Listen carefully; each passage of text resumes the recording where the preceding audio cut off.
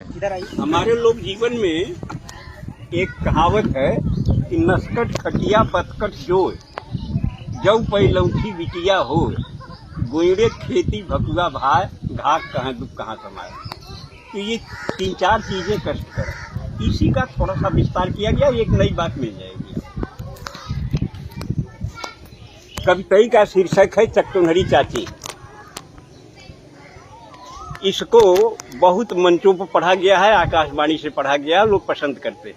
वो शुरू करता है कि चकचोनहरी चाची कहत रहल नस्कट खटिया दुखदाई हो, बतकट मेहरारू अगर मिलल तो रचको नहीं भलाई हो।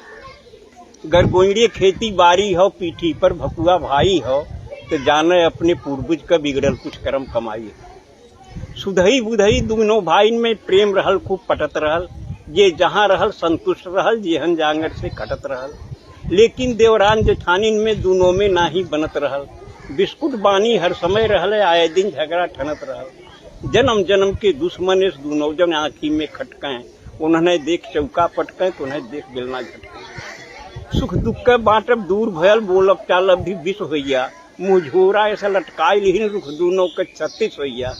गभुरा गजब बोली बोले आपस में दोनों जरई लगिन, वो बरई लगिन भीतर भीतर अपने दुल्हन के भरई लगिन। भाईन के पावन रिश्ता में दोनों मिल गजब गिराई दीन, और दिन रात कान फूकत फूकत पानी में आग लगाई दी।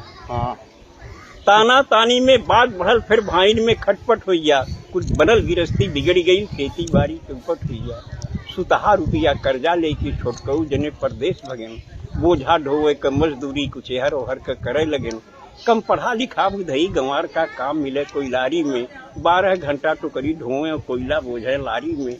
करिखा हो गया कपड़ा लगता, सज्जे शरीर करियाई गई, अगली पछली कुल सुझे लाग, मोहर सकल हेराई गई। वह दिना बेचारू बुधई ते जाने बिल्कुल बौराई गैन, रचना तब की है जब मोबाइल नहीं था। जी। वह दिना बेचारू बुधई ते जाने बिल्कुल बौराई गैन, जब दुई दुई बैरन चिट्ठी एक कई दिन घर से पाई गैन। तो पहली चिट्ठी मेहरारू के पहली भेजा था, वो पहली चिट्ठी मेहरारू के दूसरी माई के हाथे से। देखिए कविता के संस्कार को संभालने के लिए इसमें थोड़ा परिवर्तन किया है, जबकि परिस्थितियां बदल गई हैं। तो पहली चिट्ठी मेहरारू के दूसरी माई के हाथे से, पहली गोरे के तरे धरन दूसरी लगायन माथे से। माँ की चिट्ठी का जवाब दिया, कुल पढ़ पढ़ाई के जान समझ लिख के समझायन माई के, जिक्रे कर्जा से आज तलक बा दुनिया में भरपाई के।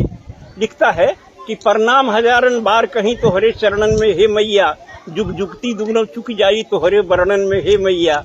विज्ञान बढ़ल बा यह युग में कुछ नई नई अजगुत के, धरती का मनई कल पुर्जा से चांद तलक पहुंचाई दे, पर लाल लहू के श्वेत दूध अभी तक नहीं बना सका। विज्ञान और टेक्नोलॉजी नहीं पाई, पर लाल लहू के श्वेत दूध अभी तक नहीं बना सका। माई के कारिस्तानी से विज्ञान न आगे जा सका।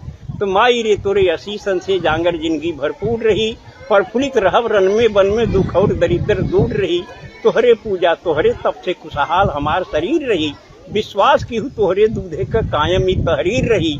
अरदास अंत पे बा मैया तू तनिक करेजा मोट की हूँ, आशीष देत की बेटवा के तू मापन आंसू पहुँच। फिर दूसरी बात जिसके लिए पूरी बात कही गई है कि फिर मेहरारू के लिखें तो के चाही गहना सोना चानी, कंघी दर्पण चोटी चप्पल चोली चौकस चूनर धानी। पाती से पता लगल हमके ते हमरे बिना उदास है, ना खात है दाना पानी ते हरदम गारत आंस है। तो सीता हरण सुने हो भी पंडित से कथा रामायण में, बिरहा चैता कजरी सोहर सावनी लावनी गायन में। जब पंचवटी में सीता के रावण धैलेस बरजोरी से, सीता का आंस बहे जैसे पानी बरखा के ओरी से। तब रावण बोलल है सीता को रावण पकड़ता है, रोने लगी।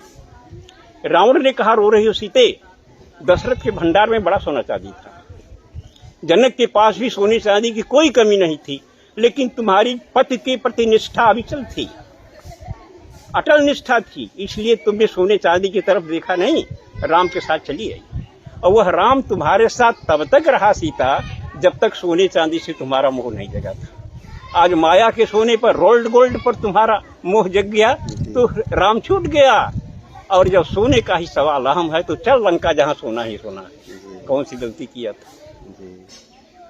जब पंचवटी में सीता के रावण धैलेस बरजोरी से सीता का आंस बहे जैसे पानी बरखा के ओरी से।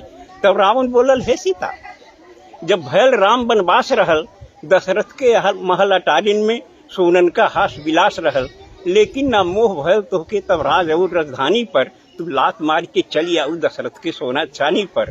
तब पति का प्रेम मिलल सच्चा, कंडीशन थी। तब पति का प्रेम मिलल सच्चा, विश्वास राम में बना रहा, सोना का सूरत दूर रहल, विश्वास पति में घना रहा। माया का सोना हिरन देख जब लालच लोभ त्योहार बढ़ल, पति प्रेम भुलायल, सोना का जब विकट कपारे भूत चढ़ल, तो दुर्गत का पहरा आयल, किस्मत करम फूटल सीता। सोना के भारी लालच में लपट के साथ छूटल सीता।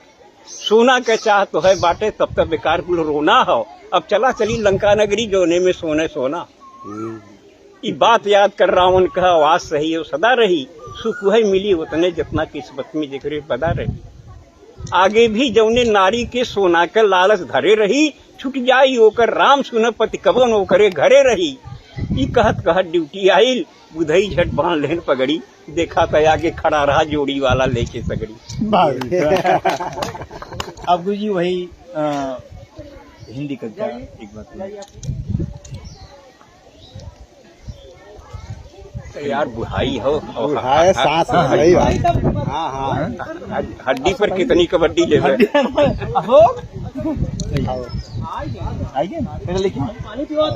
ठीक है, बैठिए, मैं सुना दे रहा हूँ। और नमामि गंगे कहाँ इस पर बहुत चल रहा है। सब लोगों ने अपनी अपनी और क्षमता के अनुसार, शैली के अनुसार कहा। लोक भाषा में से नहीं, अखड़ी में देखिए। घोर प्रदूषण से गंगा बौखलाई, सीधे स्वर्ग के सम्राट के द्वार पर आई, जोर से गुहार लगाई, दुहाई हो स्वर्ग के सम्राट की, मैं तो न घटती हुई घाट की। धरती स्वर्ग से मैं धरती का कलुष हरने गई थी, भगीरथ के पुरखों को साप मुक्त करने गई थी, लेकिन अब मुझे अपने आप पर रोना आ रहा है, मेरा अस्तित्व ही डगमगा रहा है।